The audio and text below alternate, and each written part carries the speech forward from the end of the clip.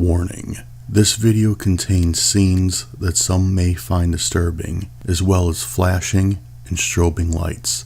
If you are sensitive to or have a condition that these things may affect, please skip this video. Hey everyone, Dismal Hero here, and I'd like to welcome you to the Autumn Horror collaboration. I was able to put this together with a few of my fellow narrators.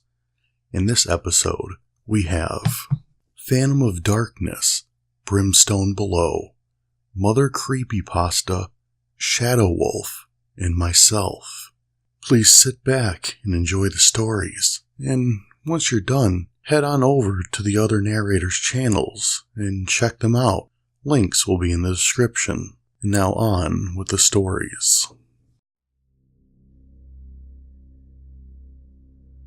The first thing I must explain is that I lived in a place where there was a horrible fire in the late 1800s.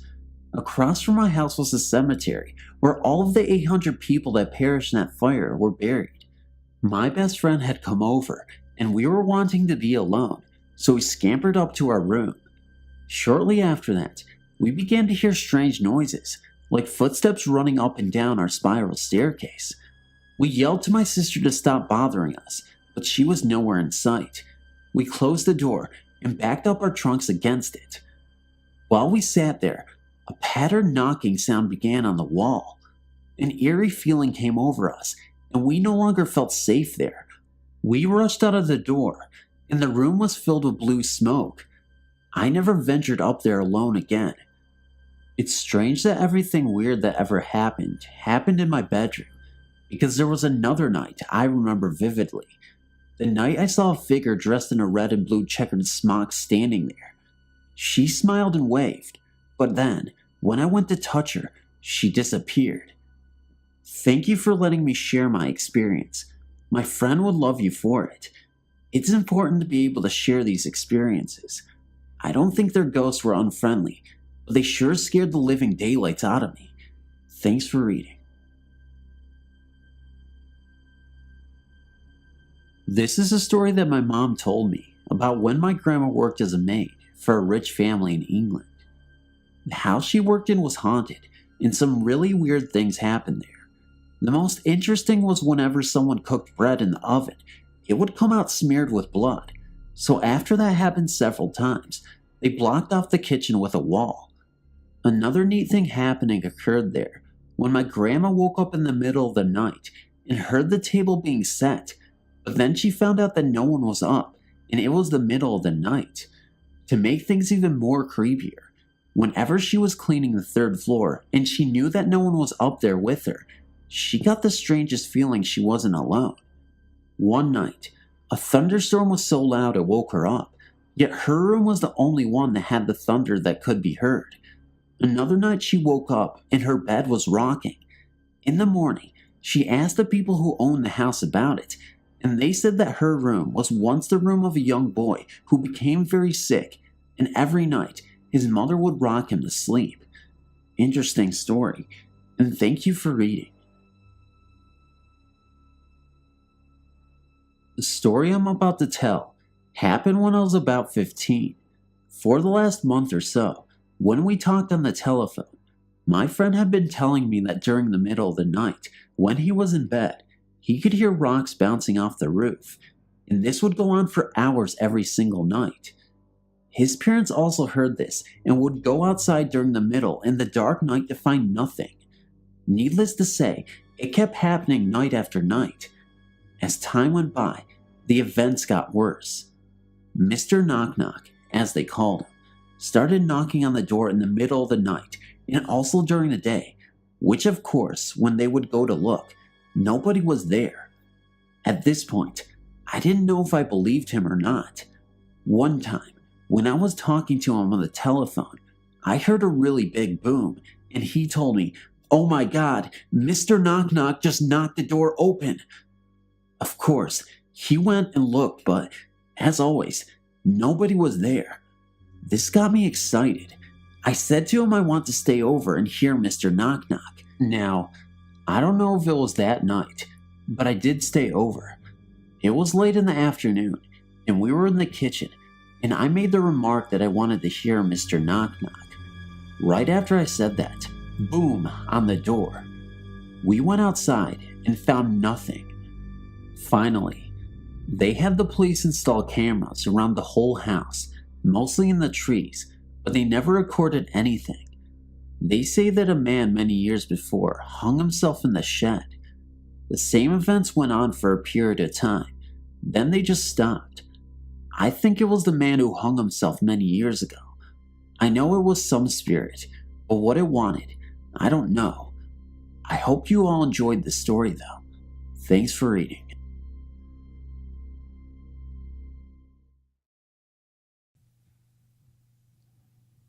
Scarecrows by Ramses the Pigeon. Sunset had fallen on the countryside, and the warmth of the day was fading with each passing moment. Vespers of an autumn breeze whispered through the fields, setting the amber stalks of corn into a sombre dance. Yet with each swaying step, two interlopers were revealed, standing stark and defiant against the motion of their surroundings. In seeing their still forms, one might almost believe that they never breathed nor blinked. Such was certainly the common belief, perhaps shared even by the figures themselves, which made it all the more surprising when one of them spoke. "My arm's hurt, Frank." The second figure remained motionless, though a flicker of expression may have crossed its face. "Frank, my arm's hurt." "Damn it, Jed." With a shuffling of cloth and straw, Frank turned to face his partner. "When they sent you here, they said you was the best choice. You said you knew the rules. Now shut up before somebody hears you."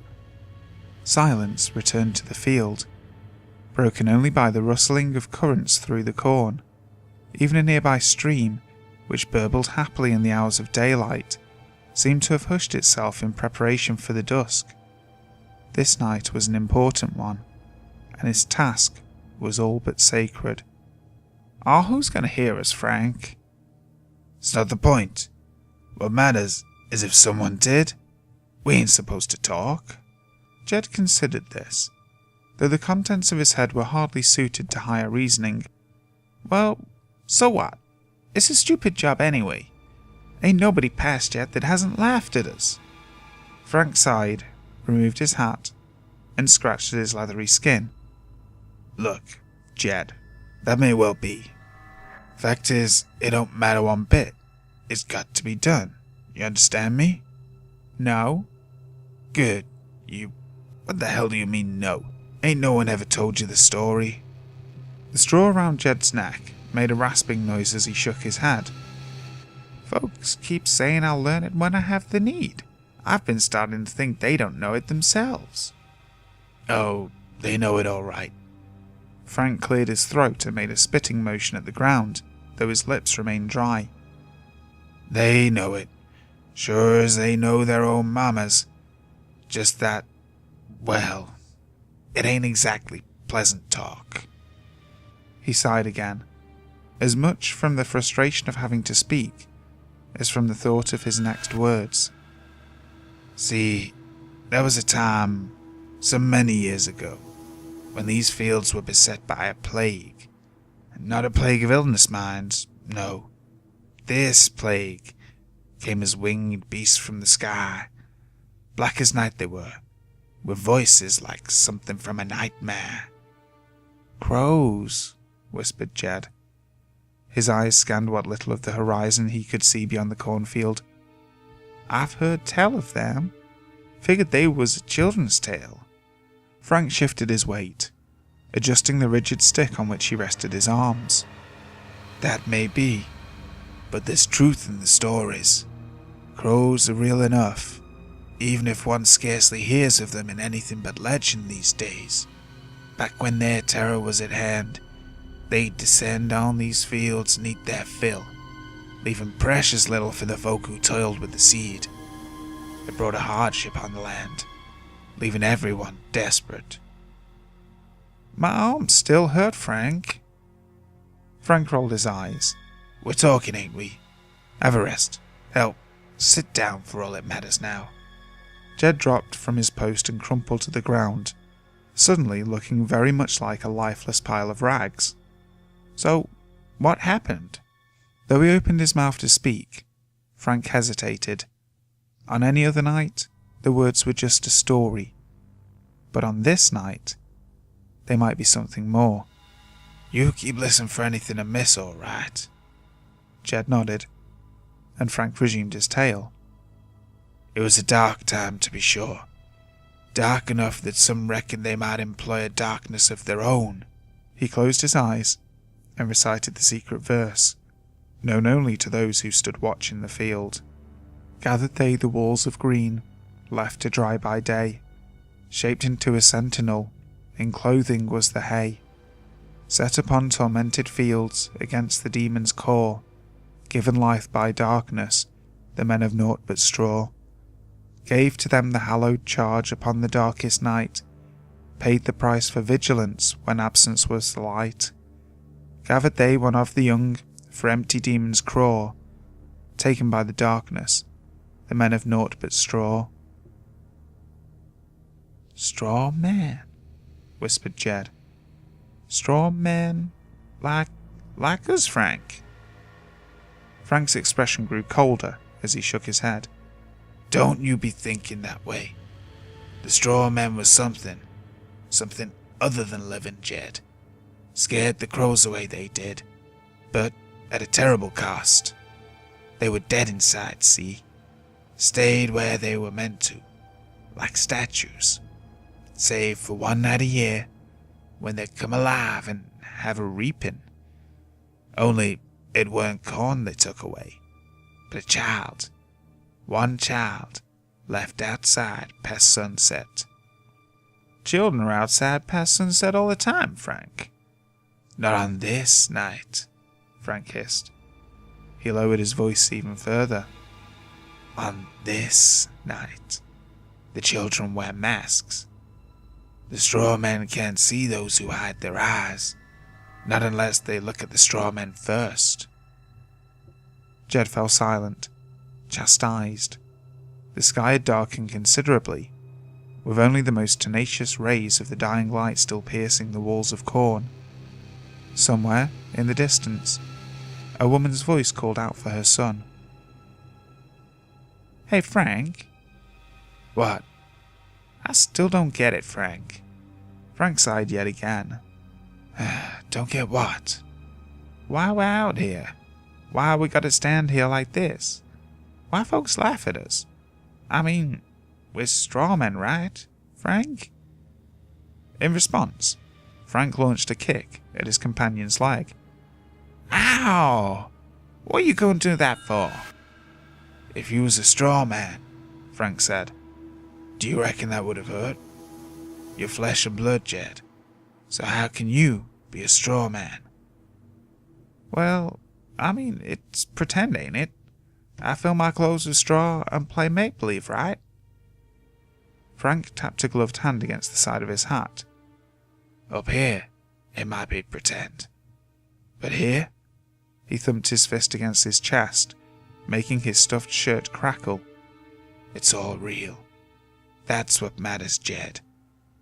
He swung his arms wide, gesturing to the fields around them. You want to know why you're out here? It's so that fear don't come back. Even one child being taken keeps that terror festering, keeps folks in mourning.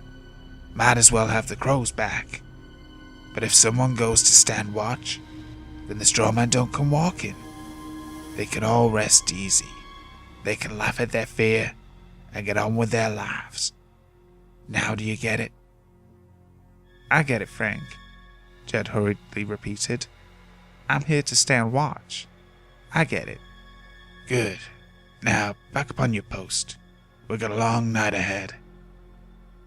Jed retook his position, and Frank readjusted his own. The wind had died with the sunlight, leaving the cornfields completely still. Hey, Frank. Shut up. Sorry. Jed closed his mouth. Only, what happens to them, Frank? To the children? What children? You know, pushed Jed. The children that they take away? Frank turned to regard his companion. The poor boy was hardly out of his youth, with only the barest hint of stubble on his chin. Even in the darkness, an earnest innocence twinkled in his eyes. You sure you want to know, Jed? Jed turned to meet Frank's gaze. Yeah, Frank, I'm sure. As he had done before, Frank reached up to remove his hat. Only this time, his entire head came away, leaving a rigid cluster of yellow stemming from his shirt. They become straw men, Jed. They become straw men. To understand why my mother and I were out at Whitlock Lake, I have to give you a little background on us. My mother and I run a wreath business in a quiet northern Michigan town. Violent crimes are virtually non-existent. It was fall. Around this time of year, the forests in Michigan become rich with color. Instead of buying pine cones for decorating wreaths, we decided to go foraging for them in our local woods. I knew about Whitlock Lake from my high school days. Some of my friends and I went out there a couple times to party. It's a small camping area with about 3 sites. This lake is connected to another bigger lake a few miles down the road. It's in a small logging town called Jennings. The population is about 20. The times I went out there as a high school student, it never had a strange feeling in the air. The day my mother and I went to forage, the air was thick with fear, and we felt like we were being watched. We thought maybe it was just a small woodland creature hiding and watching, waiting for us to leave. So we continued. About an hour goes by and we decided to move on. We moved to where the forest meets the water. There are cute tiny little baby pine cones that we use for our tabletop wreaths. Shortly after, we found ourselves at the edge of the lake. We heard a few gunshots from across the lake. We live in northern Michigan. People are getting ready for hunting season this time of year, so we shrugged it off. We got into our car and moved down the trail. When we got out of our car, I noticed quite a few shotgun shells on the ground. Again, it's not uncommon to find shells of any sort on the ground this time of year, so we continued. We were at the end of the trail with the last 2 campsites on either side of the trail. We continued foraging for about 20 minutes. As we walked across the trail to the next site, we noticed something very strange. At the opening of the campsite, we noticed a tall 5 or 6 foot wooden pole. On top of that pole, we saw 2 leather straps wafting in the wind. To us, that was strange. Why would someone want leather straps on a pole? Of course, we put it out of our minds and continued. A short while later, we stumbled upon an old beat-up mattress that looked like it had been there for a while now. As we got closer to the mattress, the ground around it was very mucky. As soon as you stepped somewhere, you sunk about half a foot down. People dump garbage in the woods a lot up here. When we started walking past it to get to the pine cones on the other side, this horrible smell seeped into our nostrils. We both looked at each other at the same time and got the hell out of there. By now we're scared out of our wits. As we were driving out of the trailhead, we were met by a guy in a red Cadillac. The look on his face scared the bejesus out of us. Maybe it was a coincidence. Maybe it was all in our heads. I would like to think that my mother and I have a good sense for that sort of thing, and we got out of there just in the nick of time. Needless to say, my mother and I have never been back to the lake and don't plan on going back. About a week later, I couldn't hold this event inside myself anymore, so I called the cops and recounted the incident the best I could. They said they would look into it, and I haven't heard anything since. This happening still haunts me to this day. I'm always thinking about what may have actually happened out there.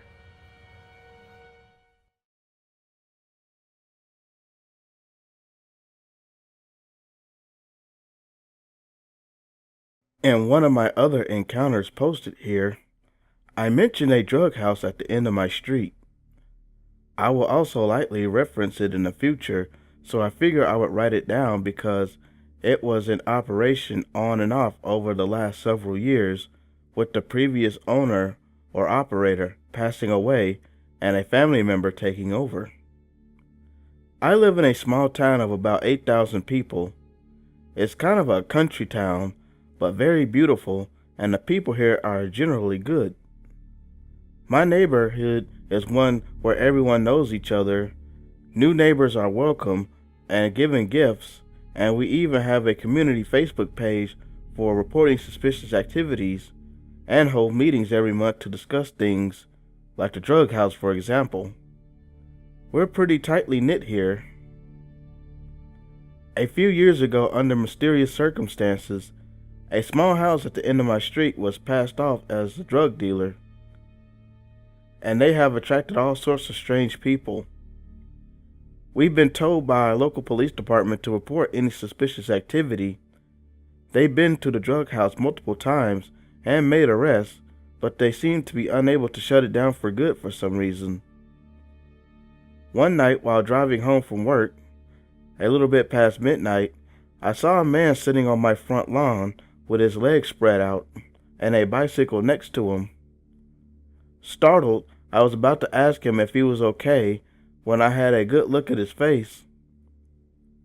He had blood dripping down his forehead, and he was grinning ear to ear, giggling uncontrollably. I told him he needed to leave or I will call the cops.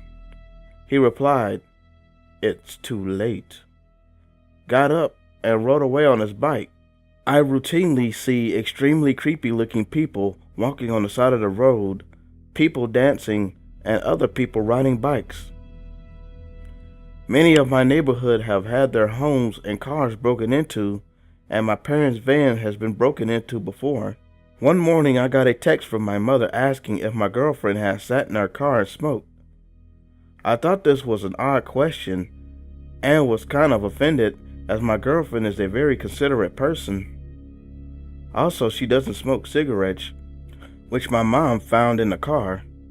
Someone had broken into her van, smoked the entire pack of cigarettes, and put them out in various places.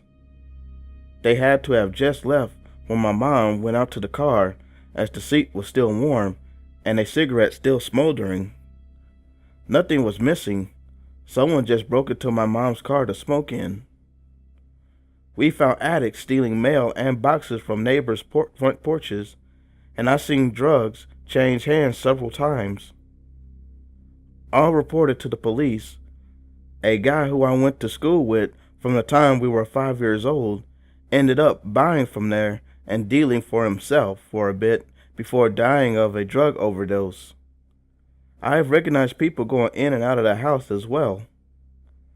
I would say the creepiest people by far, though, were the ones who were the most active 2 years ago and terrorized not only my neighborhood, but several others from blocks and blocks without ever getting caught, ultimately ghosting after their latest act made the news. It started out weird but non-threatening. My neighbor's security cameras would catch them rearranging their plants or just stumbling through people's yards, seemingly in a haze. Sometimes they lay down in someone's yard and seemingly just look up at the sky and talk to each other. Then they started breaking into people's houses. One thing this group of 3 guys had in common was that they all wore white hoodies and were good at hiding their faces so none of the cameras could ever see them. They also parked their car a block or 2 away from wherever they would be. Anytime they would do something new, surveillance of them would be posted on my neighborhood's Facebook group. It was chilling to watch them occasionally roll through my property, but also seeing them on other people's property, sometimes right next to their bedroom windows. One video showed them just watching my neighbor sleeping through their window for almost an hour. Several miles away, a family with a lot of surveillance cameras got a shock when one of them randomly checked their security footage from the night before. He heard a noise, and while he didn't think the videos would turn up anything, he just wanted the peace of mind. When he found out that these men in white were stalking his family, There were tons of video clips of them moving around the property, peering through windows, but something was different about them this time. They had guns. Not only that, but they left enough zip ties for each person that lived in the house, as if they knew how many people lived there. At one point in one of the videos, they looked at the camera, realized that they were being recorded, and left. That was the last time we saw of them. The news reported on it, and I think they just got too spooked to try anything again, at least not for a long while. Anyways, that's the drug house. I apologize if this encounter is incoherent or poorly formatted. This is just so much I could talk regarding that drug house, and that some of the encounters just from there, from many individuals I've seen going in there back and forth to wherever they came from, that I could post a story once a month and be set for the year. I will reference this drug house in the future, but if you follow me at all, you will know exactly what having in that area is like for me and many of my neighbors. Thank you all for the read.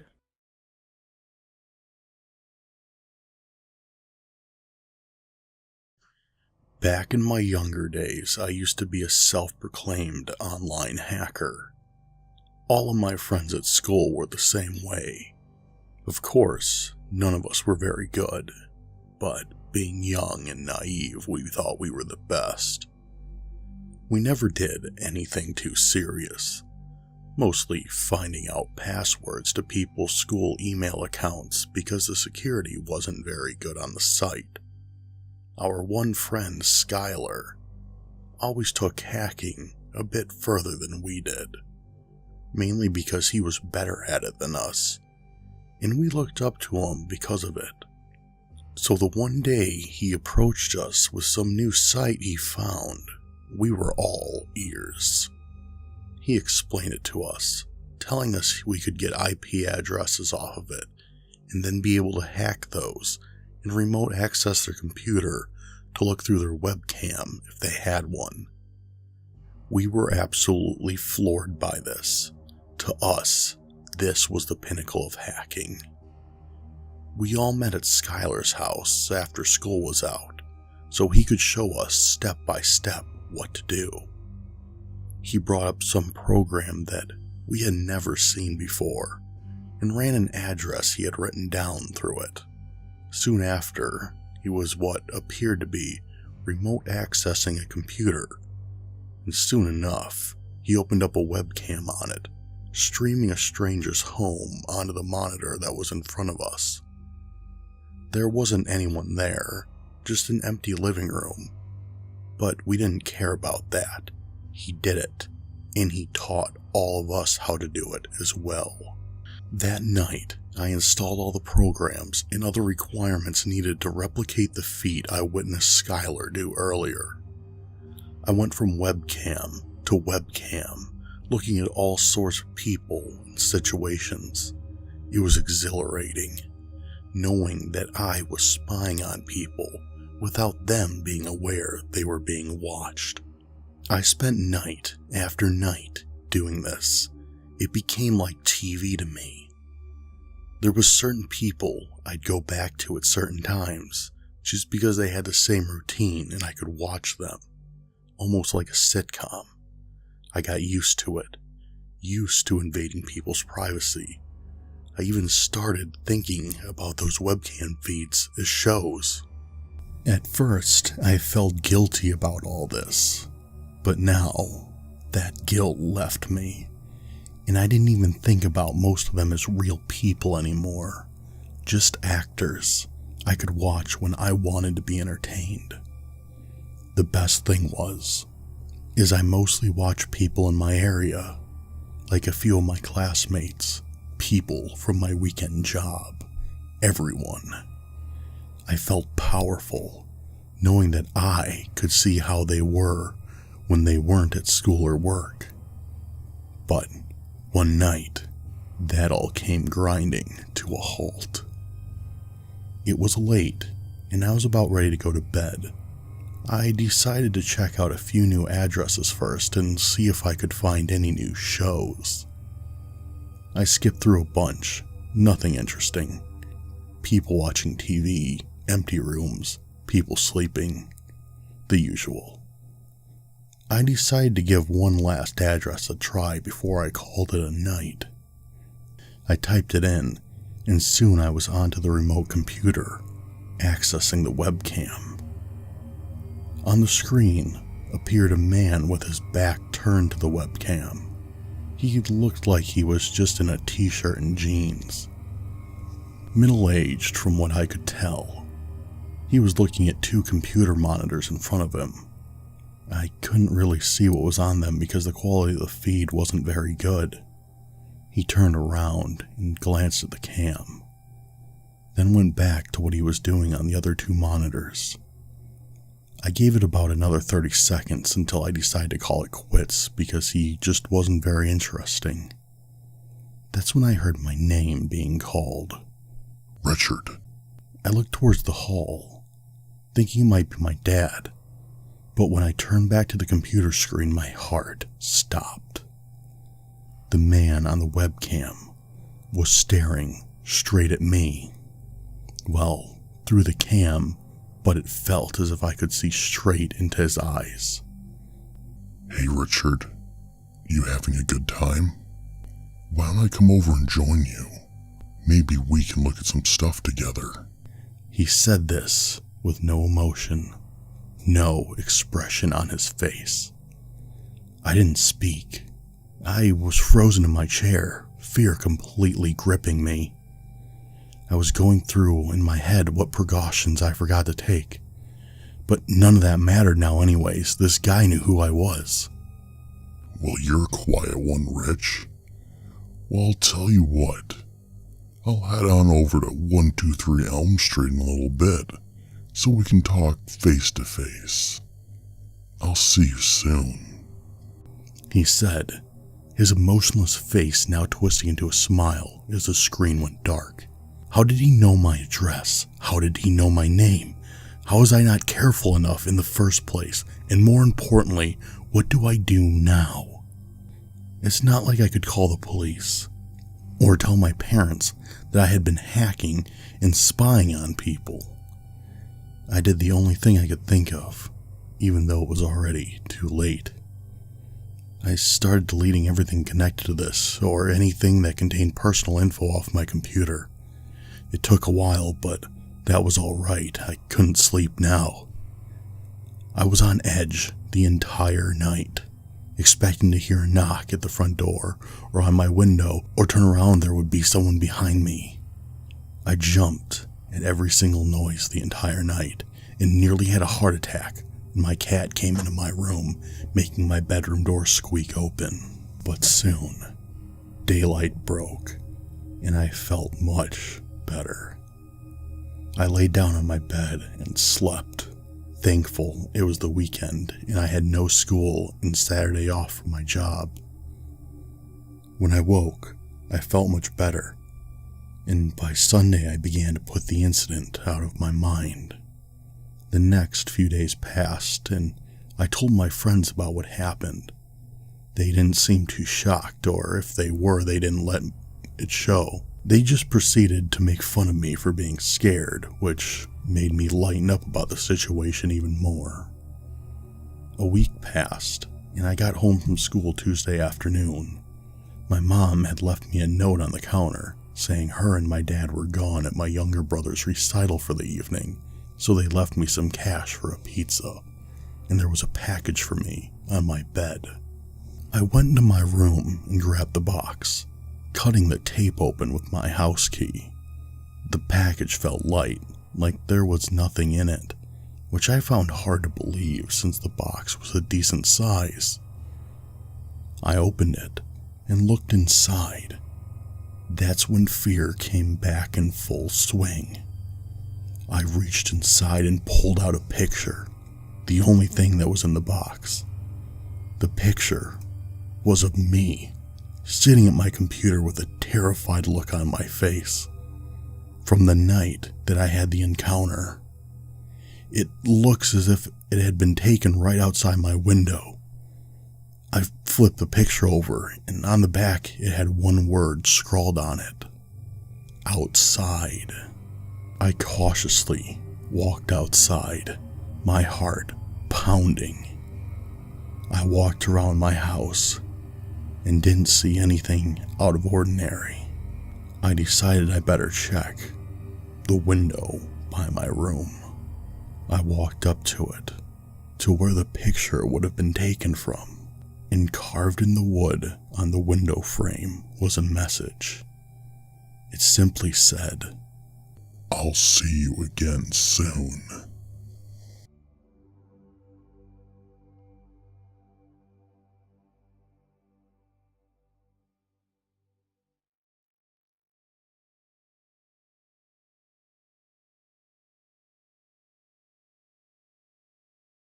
Hey everyone, Dismal Hero here.